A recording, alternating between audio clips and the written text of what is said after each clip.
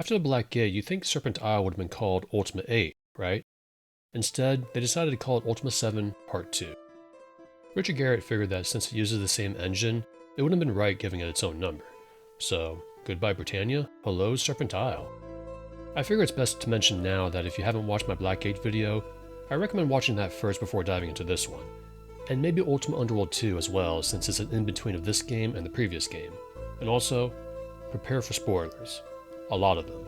You've been warned. For this video, I'll be talking about the storyline and characters, as well as the cut content, because as far as the gameplay goes, it plays exactly the same as its predecessor.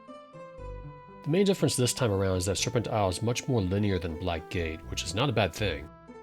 Picking up where the Black Gate and Underworld 2 left off, Lord British sends you off to the Serpent Isle after reading a magical note from Batlin's belongings. Indeed. Put it on the table. Stand back! Batlin! In the unlikely event that the Avatar stops me from coming through the Black Gate, I command you to follow the unwitting female human Gweno to the Serpent Isle. There I shall outline my plan to destroy Britannia. And yes, it took 18 months for Lord British's guards to figure out it might be a good idea to search through Batlin's stuff. We've all seen Spoonie's videos, so I won't make sense of it. This is Ultima after all. When you create your avatar, you got the usual male or female gender selection, and this time, more portraits to choose from. 3 for each gender. Which is pretty cool, even the portraits are upgraded from the Black Gate. Yellow and Dupre's portraits make a return from Underworld 2. I think they look fine, but the biggest upgrade to Serpent Isle are the paper dolls. This time around you get a visual representation of whatever weapon and armor you're using on yourself and your party members. This really blew my mind as a kid. Though it may not have aged quite well today, as every male and female character have the exact same build, so they end up looking the same most of the time. But for a game released in 1993, this is pretty amazing stuff. Anyways, you set off on your ship to the Serpent Pillars and you arrive rather spectacularly on a beach with your close companions, Yolo, Shamino, and Dupre. I also wonder why we couldn't bring Spark along. I mean, yeah, he did avenge the death of his father, but the real orchestrators were the Guardian and Batlin. Plus, he was easily the best party member in the Black Gate. And honestly, I always thought he could be another avatar since I was the one who trained him. And I think I trained him rather well, but whatever. His story is done, I guess. The upside is that this time, Lord British really outfitted you and your companions. Look at this. A full set of magical armor, a spellbook with a number of spells, including ones that didn't really exist in the previous game, but whatever. The Black Rock sword we forged back in the Forge of Virtue, though the demon inside is rather pissed we brought him to a new world. A glass sword, a Magebane sword for Dupre, and a cool looking shield custom made for him. And a magical bow for Shamino. We're pretty decked out. Considering that we're going after Batlin and his cohorts, who has already been proven extremely dangerous in the previous game, it makes sense for Lord British to give us an edge this time around.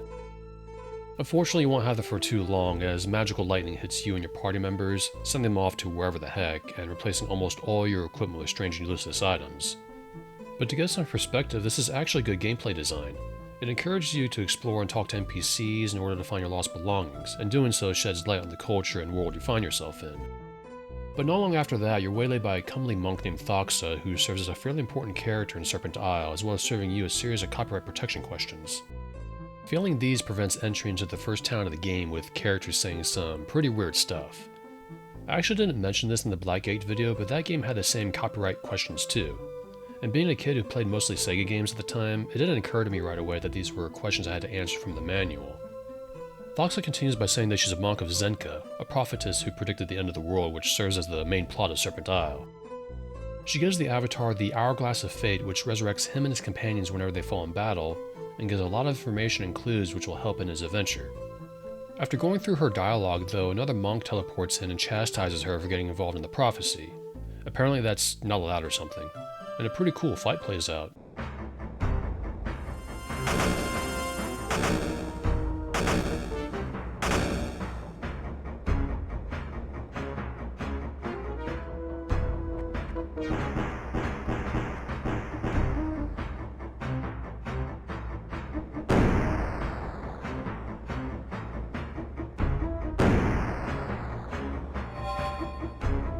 Going a bit further south now, you find Shamino, who explains to you that your equipment has been replaced by all sorts of weird stuff.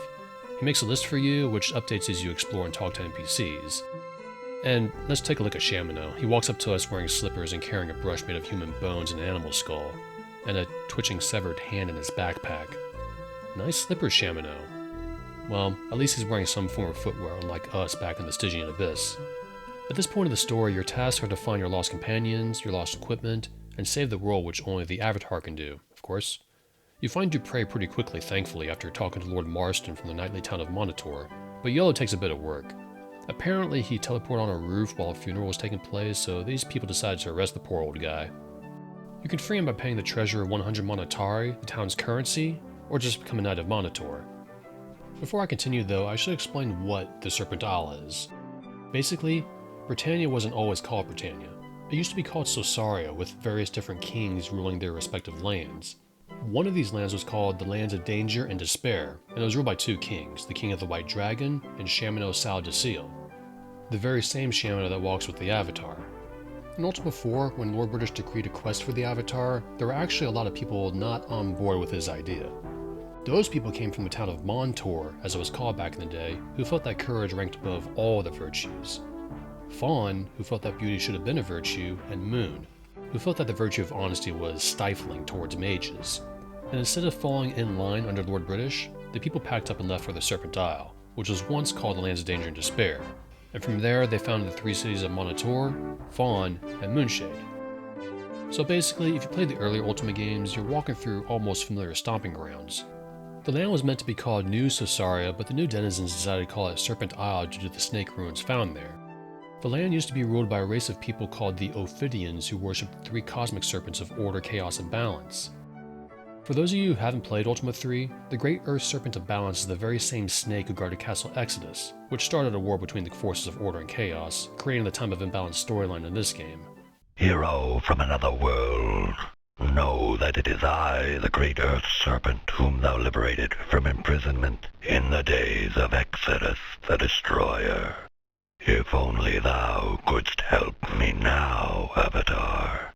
As you're playing through the game, you see that the people of Serpent Isle are not huge fans of Lord British, even going so far as to call him Beast British, and propping him up as this bloodthirsty monster who eats babies or whatever, which I guess is sorta true in a sense. But unfortunately, that doesn't make the people of Serpent Isle any good either.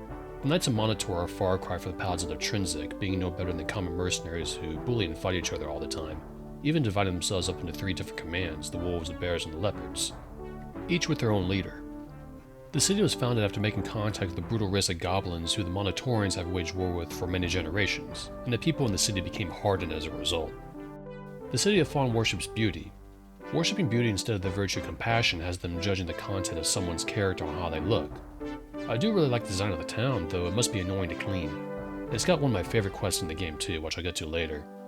Then you got Moonshade, the city of mages. Since they rejected the virtue of honesty, they have taken to calling their town Moonshade, a reverse of the Britannia town Moonglow. And this is probably the worst town in the game. And I don't mean in its design. The mages see themselves as superior over those who can't practice magic, separating the population into either mages or mundanes, all ruled by a mage lord. So if you're not a mage, you're basically a nobody and you're treated as one until you can create a spellbook of your own. Remember that spellbook I mentioned at the beginning of the game that got whisked away by the teleport storm? Well, you may think you can just reobtain that one, but when you find it, it's pretty much all destroyed due to the searing heat of the dungeon it's in. Going back to the main story, I mentioned that the Serpent Isle is much more linear than the Black Gate. But in the beginning stages of the game, you can choose to explore Monitor first, becoming a Knight of the Wolf Command, or go to the Sleeping Bull Inn and hitching a ride to Moonshade after freeing the captain from the greedy pikemen. Or you can go to Fawn and explore there first. So there is some degree of openness. Not really as much as the Black Gate, of course, but you really do get a sense of adventure from beginning to end. And Serpent Isle is a game I look back on with fondness as much as the Black Gate. For those of you who watched my previous Ultima VII video, I mentioned that back in the day that game ran at Sonic the Hedgehog speed due to the fact that we ran it on a Pentium computer. Well, Serpent Isle didn't have that problem thankfully, so I put a fair amount of time into part 2.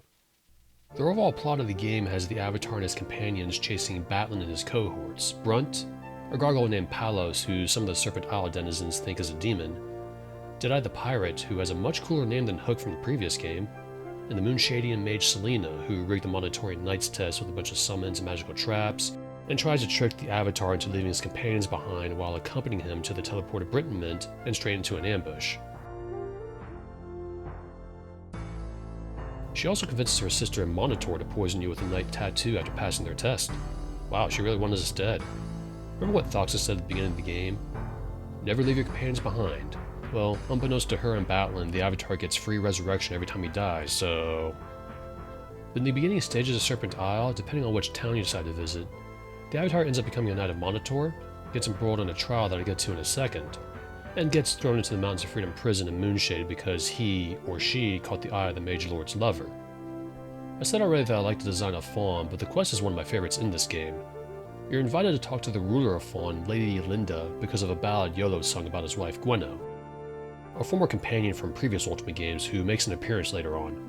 Well, Dupre at this time decided it'd be a great idea to make a toast to Lord British, which ends up with him thrown in jail and put on trial, of course. So the Avatar has to get his big, dumb, alcoholic friend out, and this section has both the Fawn generals and the Avatar calling witnesses. And as a kid, I found it funny and a little infuriating that a lot of them are basically lying about Dupre's character. But the trial culminates with the Avatar finding out that the Oracle statue is rigged in the general's favor because they're trying to control the rulership of Fawn, well, at least one of them. So you fix it, and Dupre is free to go, and the instigator is put in prison. Actually, it doesn't really matter if you fix her or not because the game proceeds regardless, if I'm remembering correctly. You can choose to fix the trial yourself, or always have the Oracle tell the truth. I remember back in the day that the game just proceeds as normal with someone else fixing the statue for you, one of the Resistance members. Regardless, you're given an important item required to progress in the game, and you basically have to do quests in each town just to go north. Another thing I want to mention is just how perverted this game is. You can choose to hook up with two characters, one I'll mention in a minute, and quite a few characters in and of themselves are rather open with how lecherous they are. Now, I'm no prude or anything, but in Moonshade, once you get a spell book, it's pretty empty, so it's a good idea to talk to mages here and buy spells for them. They're pretty expensive, but if you manage to get the Ring of Reagents from the Silver Sea expansion, you can use the False Coin spell to fill out most of your spell list. I know, not very honest, but screw these guys. Well, the Avatar approaches Frigidazi, one of the Mage Lord's lovers, and for some reason she'll sell you spells if you come to her bedroom at midnight without your companions. That's weird, but whatever. We're new here, and this is Britannia, so I guess that's how it works. And to the surprise of absolutely no one except my pre-teen self, she makes moves on the Avatar whether you're male or female, and you're treated to a rather graphic nude dancing scene.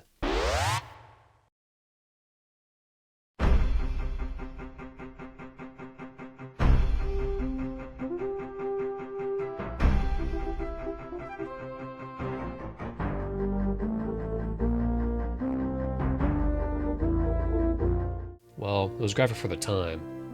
The scene was considered so graphic back in the day that management wanted to cut it out of the game, but they got lazy with the documents required for removing it, I guess, so we get this dancing scene cemented in video game history. Even before all of this, one of your companions gets whisked away by a mage named Rodolancia, one of the Mage Lord's former lovers. Jeez, how many lovers does this guy have?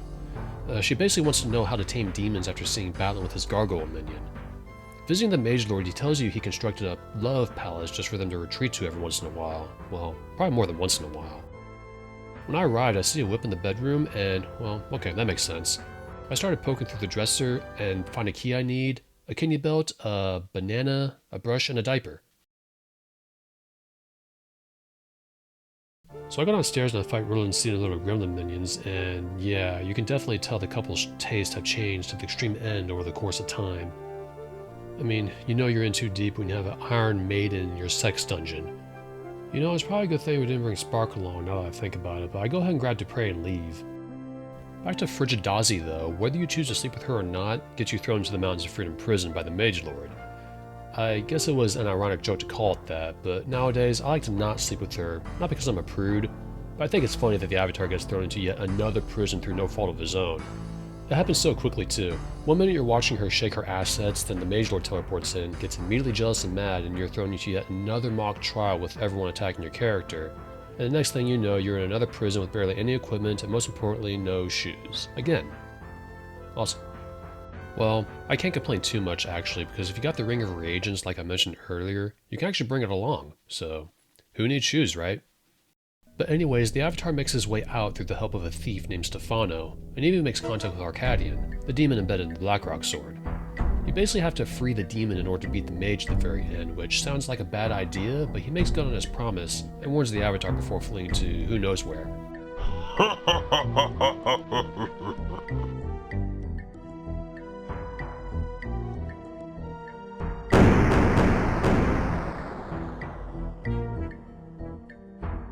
You pretty much have to approach Frigidazi in order to progress into the game because you need the chill spell from her in order to make your way through another dungeon and back to the mainland.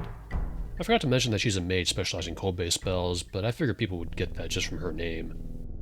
She feels bad about getting you in prison, so she indirectly gives you the chill spell and a serpent relic that is very important to finishing the game.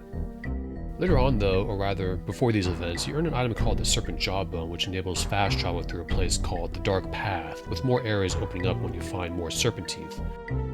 Good thing too, because there's a lot of exploring in this game. But doing each quest in each town nets you 3 distinct items that helps you move north past the swamps. Before I continue though, I think it might be a good idea to talk about the Silverseed expansion. One of the monks gives you an item called the Amulet of Balance, and using this at any serpent gate teleports you into the past when the war between Order and Chaos was in full effect.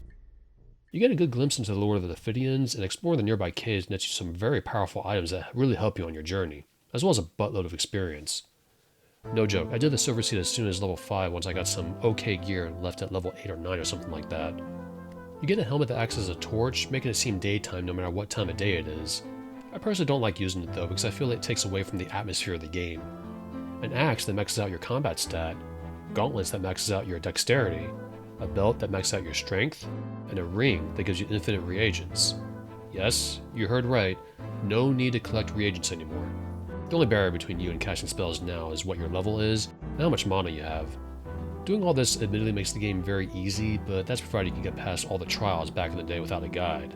The expansion ends when you find 4 orbs that unlock a room with a Silverseed in it, which causes 3 witches who you met earlier to ambush you and attempt to kill you.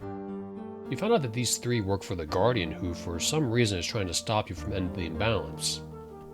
You take the Silverseed and use it to plant a silver tree, and somehow Karnax, the monk who fought Thox in the beginning, managed to teleport back in time somehow to give you some dialogue, and then the expansion ends.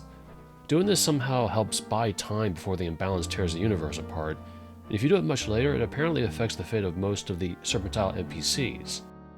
I don't want to spoil what happens later, but Serpent Isle fans probably know what I'm talking about. Now that you and your companions are walking death machines, it's time to proceed north and chase after Batlin. You need the 3 items I mentioned to proceed past the swamp, which throws you into a dream world controlled by a nefarious mage. Otherwise, it kicks you out into the real world. When you make it to the northern forest, you meet a forest master named Morgrim who you find out is a refugee from a world called Pagan, and an opponent of the Guardian. You find out from him that the Guardian conquered his planet, though we pretty much all know that if you've played Ultima VIII. Talking to Morgrim is required because you need the Hound of Doskar Whistle in order to track a teenage girl from Monitor who was kidnapped by Batlin. Continuing even further north, however, lands you in the Frozen Lands. Now, if you haven't been buying fur boots, fur caps, and cloaks for your party members, then you're going to freeze to death up here. I remember being pretty surprised at this as a kid. I have to dress up in warm clothing up here? Wow, it's just like real life. The Frozen North is basically the turning point of the game. You meet a group of furred people named the Guani who gives you the password to a nearby Ophidian cave once you do a quest for them. Now, I haven't really gotten far in the Black Gate or Pagan as a kid, but this is where I got stuck back in the day. And it wasn't the runestones. Every time I thought I'd solved the puzzle, this would happen. Thou hast forgotten something. Well, it turns out you need to use the Hound Whistle and Batlin's Fellowship Medallion just to gain access to this area. Maybe it seems obvious when I say it, but Batlin isn't even in this specific dungeon. Making your way through the city of Chaos and Order, you finally catch up with Batlin, who is trying to open the Wall of Lights in order to become a god to rival or surpass the Guardian. But doing so just gets him killed because he used the wrong Blackrock item to open the Wall of Lights, so he gets zapped into oblivion by the Guardian. See how I reward those who fail me. Then your companions get possessed by the Banes of Chaos.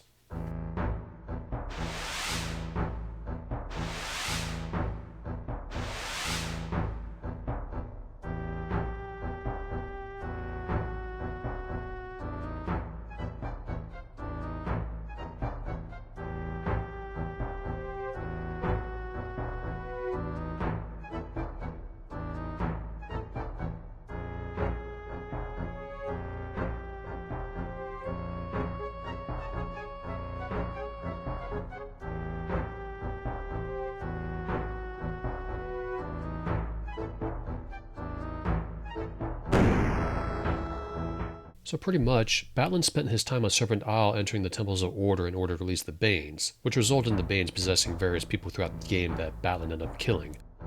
One of which the Avatar was trying to rescue for the healer back in Monitor, a 14-year-old girl named Kantra who was looking to become a knight in Monitor. For some reason, he thought he needed the Banes in order to become a god or something like that, but thankfully it didn't work for him. Calling this the turning point of the game might be a bit of an understatement. What happens is that your companions get possessed by the Banes of Insanity, Anarchy, and Wantonness, each being the anti-force of the Chaos Ophidian Virtues, Emotion, Tolerance, and Enthusiasm. I'll try to sum up what the Ophidian beliefs are real quick, but the Ophidians follow a set of forces, each corresponding to Order and Chaos. Order follows the forces of Ethicality, Discipline, and Logic. Ethicality is a belief that there is great value in abiding by rules of conduct. Discipline is the drive to complete a task and avoid the distractions that will prevent its completion. And logic is clear reasoned thought, free from instinctual biases. Chaos, however, follows the forces of tolerance, enthusiasm, and emotion.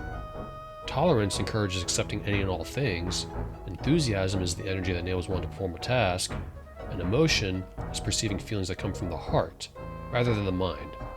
I realize that a lot of this is self-explanatory, but I'm going to mention them anyway. Tolerance and ethicality forms harmony, which enables peace with oneself, other people, and the world. Enthusiasm and discipline creates dedication, which allows one to get over challenges and leads others. And emotion, tempered by logic, results in rationality, which is the ability to comprehend life and understand the world around us. When these two forces of order and chaos are brought together perfectly, it forms into the principles of balance, which is basically the glue that holds the universe together. So you see, without the great Earth Serpent keeping things in check, the Order and Chaos Snakes battle each other for supremacy, not really realizing that one force in too great a direction can tear everything apart. The reason for that is that they're just abiding by their own natures. When the great Earth Serpent disappeared, the Order forces murdered the great Hierophant of Balance, then blamed it on the Chaos forces, which brought on the War of Imbalance. The Order forces pretty much smashed each Chaos temple, torturing and killing the inhabitants, as well as destroying their city. After the war was over, however, the Order Serpent went insane due to his solitude in the void. Then all this craziness started to happen. Which explains all the teleport storms, and might even explain why the Frozen North became the Frozen North. The Order Serpent represents ice rather than fire like the Chaos Serpent, and both cities were situated there, which makes sense. It's a great system too, and something I find a little more interesting than the 8 Virtues, which is ridiculously difficult to attain avatarhood in due to how some virtues conflict with each other. Thematically, I don't mean mechanically like in Ultima IV. So YOLO gets possessed by the Bane of Insanity, which is emotion without logic, and it's pretty self-explanatory. Dupré gets possessed by the Bane of Wantonness, which is acting without self-restraint, and arises from enthusiasm without discipline. Dupré gets a pretty badass Bane portrait too, by the way. And Chamino gets possessed by the Bane of Anarchy, which is tolerance without ethicality. And I can't help but agree with Spoonie in the fact that he gets the worst portrait out of all the others. Poor guy. Well, he did walk up to this wearing slippers, a brush made out of human bones and animal skull, as well as a twitching severed hand in his backpack. It's probably a good thing he found us first before anyone else in the Serpent Isle did. The other anti-forces are prejudice, apathy, and ruthlessness. But we never see them because the Order Serpent won the war, of course. The Banes were created due to the fact that the Red Chaos Serpent was ripped into 3 pieces by the followers of Order, who they ended up imprisoning in their respective Order temples, realizing too late that it wasn't a good idea to do that, which resulted in the survivors of the war leaving Serpent Isle through the Wall of Lights. At that time, the Order Serpent wasn't communing with them anymore.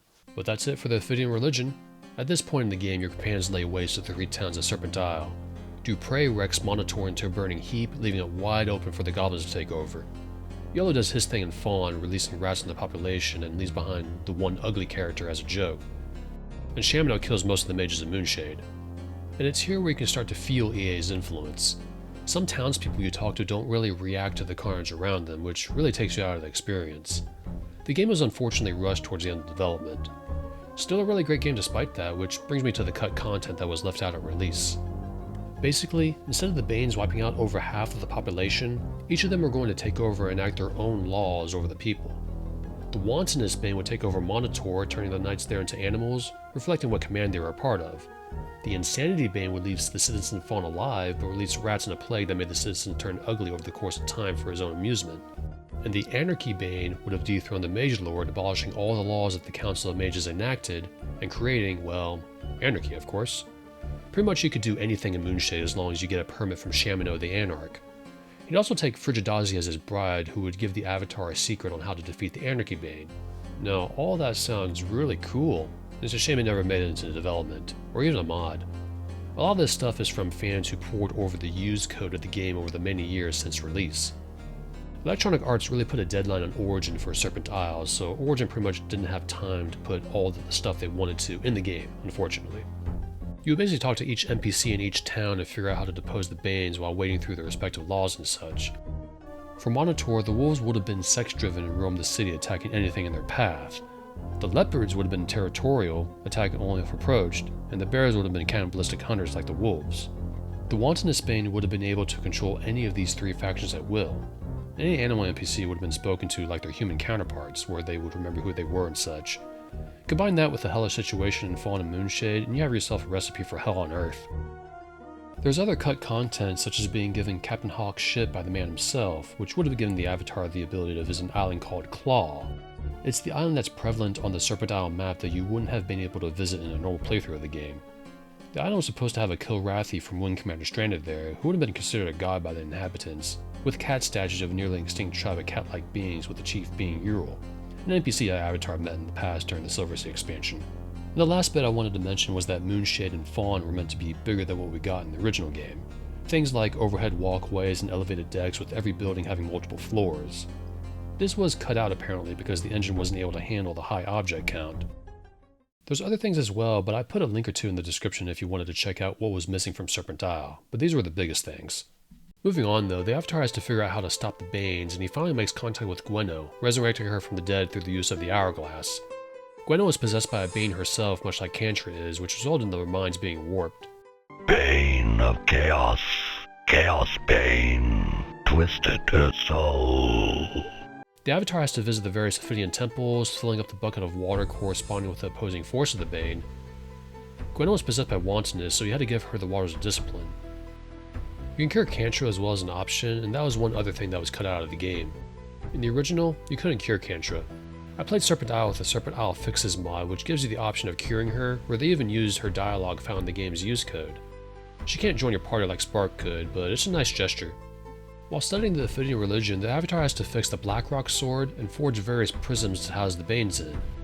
You face off against them at the Castle of the White Dragon from the earlier Ultima games, slay them with the Blackrock sword, then transfer their soul to the soul prisms. Then you cure each of your companions the same way as you did Gweno and Kantra. So Yolo will be given the Waters of Logic, for example. It's a good idea to get the water while you're at each temple so you don't have to backtrack. After all this comes the most gut-wrenching moment of the game. Basically, you have to restore the Chaos Serpent. Yes, you have to recreate a godlike snake. Quite a task, right? The way you do this is by bringing the 3 imprisoned Banes, the Chaos Serpent to Blackrock, and the ashes of one of your party members, or yourself. Seneca comes back from who knows where to give guidance to the Avatar, and you pretty much draw straws to see who is going to sacrifice themselves. Yes, they draw straws, and we have drawn the shortest one. Lucky us. Anyways, you have to sacrifice yourself by throwing yourself into the crematorium back in Monitor. I'm gonna backtrack a little bit, but Renfrey, the crematorium operator, will pay you 100 monetari for every night you bring back to get cremated. I had a blast doing this back in the day. You don't need to do it, but when I was raiding the goblin camp in the far north from Monitor, you find some dead knights on a table and being prepped to fill a goblin's belly. It just seems like an Avatar thing to do, you know, by bringing them back to the crematorium so they can rest in peace. I did this with pretty much every dead knight I saw out in the wild. This land has no virtues or anything, but it feels like we're trying our best here. If you're a very bloodthirsty player though, you can pretty much kill any live knight you see for money if you really wanted to, then drag their dead corpses to the crematorium. Not very Avatar-like, so only do this if you want to lose an eighth in a spiritual sense. Back on track now, but Dupre refuses to let you die as Britannia can't lose its Avatar. He can't live with the deaths he caused and tosses himself in there before you can without even thinking. Really fulfilling the honor virtue as well, with probably one of the most heartfelt tracks in the entire Ultima series. Now, I wasn't a long-term fan of Ultima back then yet, but this was quite a surprise for me. And imagine for the longtime fans out there back in the day, this is probably a punch in the gut. Even if you only played the Black Gate and Serpent Isle, you did spend a good portion of it equipping, training, and feeding your companion, so loss is definitely real. We're coming to the end of the game now, but now the Avatar has to gather all the Serpent relics, most of which you acquire fairly easily throughout the game. You get the Serpent earrings as an apology from Frigidazi back in Moonshade, for example. The Serpent relics lets you commune with the Great Earth Serpent, and the connection gets stronger with each artifact. He guides you and gives you clues on occasion, while also urging you to hurry the hell up before the universe flushes itself down the toilet. Time is short. Move on. Gweno can join your party now too, and you're off to become the next Hierophant of Balance. I said already that Serpent Isle kind of loses its luster towards the end. A lot of the game is a bunch of reading, which is admittedly interesting, and doing various tests to prove you understand what each belief system does. The very last bit has the Avatar mastering the balance part of the belief system, becoming the next great Hierophant of balance. Thou art in balance, having mastered both chaos and order. I declare thee worthy to bear the emblems of the great Hierophant of balance. And culminating with the Avatar slaying the Serpent statue with the Ophidian sword, and freeing the Great Earth Serpent back into the void so he can bring balance to Serpent Isle and the known universe. I also like to imagine he's giving both snakes a stern talking to like a parent would to his children. But just one last thing. You may have noticed I didn't bring up the Guardian that much in this video. And that's because he barely makes an appearance for some odd reason. He shows up once to smite Batlin and taunt the Avatar, and again at the end of the game. It is mentioned by the 3 witches in the Silver Sea expansion. Well, Avatar. You have managed to thwart me once again. By restoring balance where once chaos reigned, you have saved your accursed world. So, apparently he started this whole imbalance thing? Or at least kept it going? Wouldn't that mean he died too? Maybe the imbalance only affects our dimension and not his? He was apparently involved in all this even in the Silver Sea expansion, which is set back in time. I don't know, I'm just filling out time. But anyways, once the universe is all safe, he plucks the Avatar from the void and drops him into the next game that I'm sure needs no introduction. But now here you are, poised at the edge of eternity. Where would you go? Back to Britannia? To Earth? Perhaps you would join me on another world altogether. We do have a score to settle. And while I do love the Serpent Isle as much as the Black Gate, a lot of the fun for me is the beginning up to the Wall of Lights. After the Wall of Lights, you can feel EA's influence on the series, what with the interesting content that was cut out and whatnot. There's not even a final boss in the game. Your last encounter is fighting a bunch of ice golems that the Order Snake summoned, and then the game ends at quite the cliffhanger. Dost thou think thou canst tame the serpent of order within a prison of balance? Never! Servants of order, attack! That's not to say I dislike the rest of Serpent Isle. It's a great game from beginning to end and has a lot of character. The stakes are high, and looking back on it now, the Avatar is going through another quest of the Avatar, but instead masters a new religion in an effort to save the universe. It's got interesting characters, great dialogue. The story is very good. In fact, it's the best out of the Ultima series. Though, Warriors of Destiny is almost toe-to-toe with it for me. I found it a very comfortable game to play.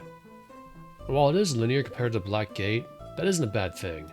And you do get a degree of open-endedness when it comes to the first 3 towns and which temples you wanted to visit after the Banes get released. It's an almost straight-shot experience to be sure, but that just strengthens the narrative. Just be aware that there's a lot of reading in Serpent Isle, both with books, notes, and character dialogue. It's all interesting stuff, and my attention was glued to the screen from word to word, but maybe not for everyone. Then again, I imagine people who are watching this have already played the game, and for those who haven't, well, I kind of spoiled everything already. One last thing. I know I said that already, but the inventory management. I'm pretty on top of this stuff because if you're not, you'll easily have piles of stuff for each character. Best to keep plot-related items on the Avatar, maybe have one person carry food, the other can carry money, and so on and so forth. It doesn't help either that there's 4 different currencies in the game. Each city has its own currency, plus there's gold. Adds a lot of character to the world though. The best thing about this game is that you get an item that negates the need for food later on, which will really save up space. There's a lot of quality of life stuff in this game, but you do have to work for it. Now I suppose it's time to play Ultima VIII Pagan. Thanks for watching, fare thee well and keep yourself balanced. There, we are done. Balance is restored. Serpent Isle, Britannia, your Earth, the entire universe, all are saved. Worry not about your friend Dupre. He is one with us and content. Goodbye, Avatar. We thank you.